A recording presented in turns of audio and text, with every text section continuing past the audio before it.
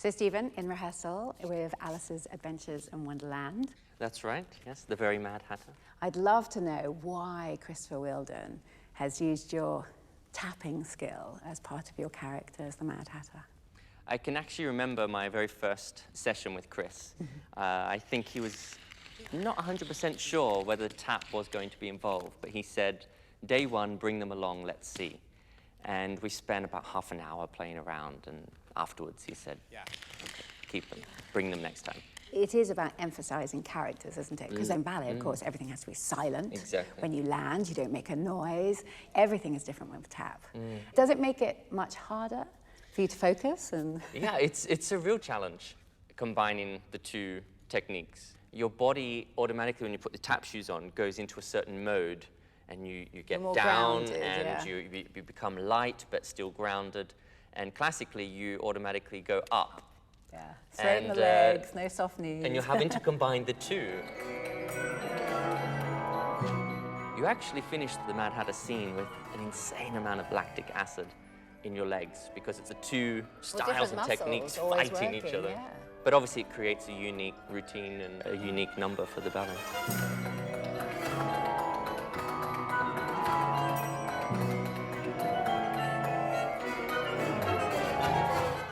So could you show me something where the two fuse together, where classical ballet and the tap fuses in your solo? Okay. So classically, it's very common to see people do jetés like this. Yeah. And there's a little scene where I have my friends with me, and we're going around each other. And instead of me just going around like this, which is you make some noise. Yeah. A little. Which is what the other characters do. I have to add in a little.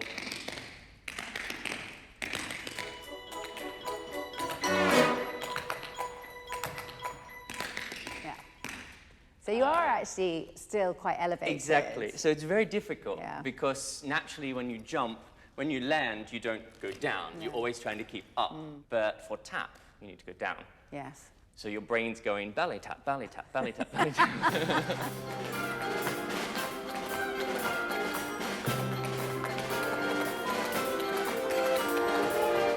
I guess the tap shoes really is another way of communicating with the audience as well. You know, it helps portray the Mad Hatter.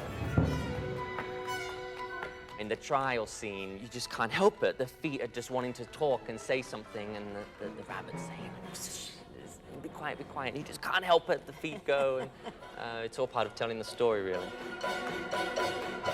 It's more accepted now that a classical ballet dancer is allowed to dabble in other genres. Definitely. Where it wasn't in the past at all. The Royal Ballet's repertoire now is so diverse and extreme.